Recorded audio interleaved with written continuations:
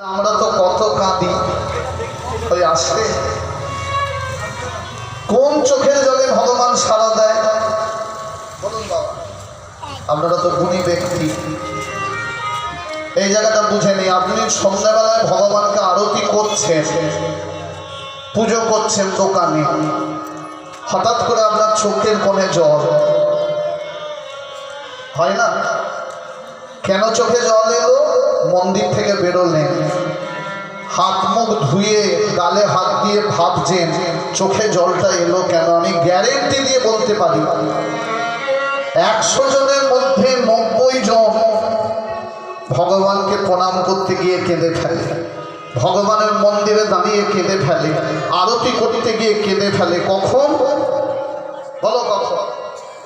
কারো দেখবেন ছেলে খেতে দেয়নি, কোথায় কাঁদবে? ভগবানের কাছে।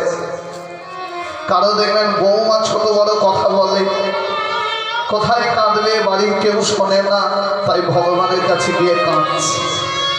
ওই ছেলে খেতে দেয় না, মেয়ে দুঃখ দেয়, বৌমা কথা বলে না, ওই কান্নায় ভগবানকে কোনোদিনও পাওয়া যাবে না। চোখের জলে সাড়া দেয়, কিন্তু ওই চোখের জল নয়। তাহলে কোন চোখের জল? বাহ, প্রেম ভক্তি। তুমি আমার ভগবান, আমি তোমায় ছাড়া কিছু জানি না। যেদিন এই ভালোবাসা আসবে, আমরা তো ভালোবাসি শুধু স্বার্থ, দাও দাও দাও, বাড়ি দাও, গাড়ি দাও, টাকা দাও। কোনোদিনও মন্দিরে ঢুকে বলেছি তুমি কেমন আছো? কি বাবা বলি? শুধু দাও। যেদিন মন্দিরে ঢুকে বলবেন প্রভু আমার কিছু চাই না, তুমি সুখে থাকলেই আমি সুখী, তোমার সুখে সুখী, তোমার দুঃখে দুঃখী। যেদিন এই ভালোবাসা আসবে না, সেদিন তুমি দেখবে তোমারও চোখের সামনে ভগবান দাঁড়িয়ে দাঁড়িয়ে নাচছে। বুঝলেন? প্রেম দিয়ে ডাকতে হবে। আজকে প্রেম দিয়ে চোখের জলে ভাসিয়ে দিল চরণ, ভগবানের চরণ নড়ে গেল, ভগবানও কেঁদে ফেলল। ভগবান বলল মাথায় হাত বুলিয়ে, নারায়ণ বলে বলল কাঁদিস না, তোর ভক্তির কাছে হেরে গেলাম। কি বর চাস? ওই যে তোমার লক্ষ্মীকে বৌরূপে চায়। কেন চাস? জীব শিক্ষা। কি শিক্ষা? জীব জগৎকে দেখাতে চায় তুমি সেই ভগবান। কেউ যদি ভক্তি দিয়ে তোমার কাছে কিছু চায়, তুমি নিজের বলে কিছু রাখো না। ভক্তের ভক্তির কাছে হেরে গিয়ে নিজের বউকেও ভক্তের কাছে দান করে দাও। বলে আমি তোর ভক্তির কাছে হেরে গেলাম, তোকে বর দিচ্ছি, তুই আমার লক্ষ্মীকে তোর বউ রূপে পাবি। হয়ে গেল।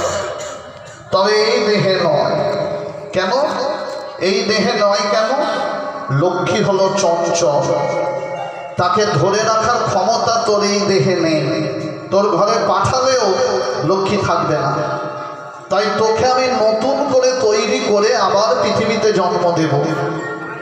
এই দেহের মৃত্যুর পর আবার জন্মাবি, তোর মধ্যে শক্তি দেব যাতে তুই লক্ষ্মীকে ধরে রাখতে পারিস। নতুন করে জন্ম দেব। কি নাম হবে বহু? এই দাপরের মাঝখানে, দাপরের মাঝখানেই, দাপর যুগের মাঝখানেই তোর জন্ম হবে। তোর নাম হবে সেদিন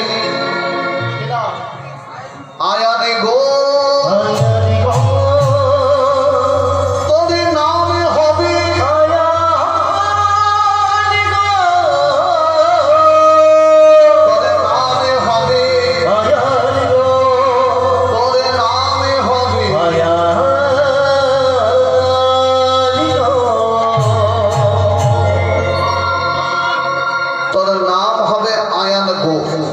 মায়ের নাম হবে জটিলা, বোনের নাম হবে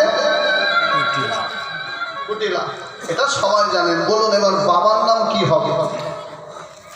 বলুন। এই দেখুন ঠিক বলেছে, এই জটিলা কুটিলা সবাই জানে, কেন আয়ানের বাবার নাম কি, ভাইয়ের নাম কি? দুই ভাই একই বাড়ির জামাই হয়েছিল। বড় ভাই বিয়ে করেছিল বড় মেয়েকে, ছোট ভাই বিয়ে করেছিল ছোট মেয়েকে। কি নাম শুনে নিন, বাড়ি গিয়ে লিখে নেবেন। গ্রন্থের নাম বলে দিই, কোথায় পাবেন, নাহলে মন গড়া কথা বলে লাভ নেই। কারো বাড়ি যদি ব্রহ্ম বৈবর্ত পুরাণ থাকে, কি পুরাণ বললাম? ব্রহ্ম বৈবর্ত পুরাণ। ওই শেষের দিকে দেখবেন একটা লীলা সাজানো আছে কবিতার ছলে, যেটার নাম নিধু বনে কৃষ্ণ কাহিনী। ওই লীলাতে লেখা রয়েছে আয়নের বাবার নাম, ভাইয়ের নাম, বোনের নাম। বাবার নাম হচ্ছে মল্লাভ গোপ। কি নাম? ম লয় লয়াকার প, গোপ। গোপ মানে গয়লা, ঘোষ, গোপ। আর ভাইয়ের নাম হচ্ছে দুর্মদ। কি নাম? দুর্মদ। এই দুর্মদ বিয়ে করেছিল ছোট বোন রাধারানীর ছোট বোনকে। রাধারানীর ছোট বোনের নাম কি? আচ্ছা আপনারা বলুন, রাধারানীর ভাইয়ের নাম কি জানেন না? শোনেনি? রাধারানীর ভাইয়ের নাম হচ্ছে, সবাই জানে, ওটাই যে ভাই আপনারা জানেন না। রাধারানীর ভাইয়ের নাম শ্রীদাম। কি নাম? শ্রীদাম সখা না, কৃষ্ণের প্রিয় সখা, রাধারানীর ভাই। আর রাধারানীর বোনের নাম হচ্ছে অনঙ্গ মঞ্জুরি। কি নাম? অনঙ্গ মঞ্জুরি বিয়ে করেছিল ছোট ভাই দুর্মদকে। আর তুই যেদিন আসবি নাম হবে আয়ান গো। বলে বাবু আমি সেদিন এরকম হরিভক্ত হব তো? না। তুই কি ভক্ত হবি? আয়ান কি ভক্ত ছিল? এ জন্মে হরি নাম, পরের জন্মে কালী নাম আমি যাব না। নারায়ণ হাসতে হাসতে বলছে, কেন কালী ভক্ত হবি? শোন, রাগ করিস না, বলে দিই কেন কালী ভক্ত হবি। বলো বাবু, যেহেতু তুই এ জন্মে হরিনাম করছিস, যেহেতু পরের জন্মে তুই মাকে বধূরূপে পাচ্ছিস, মাকে বউ রূপে পাচ্ছিস, বধূরূপে, যেহেতু মাকে পাচ্ছিস বধূরূপে, তাই পরের জন্মে তুই মামা বলে ডাকি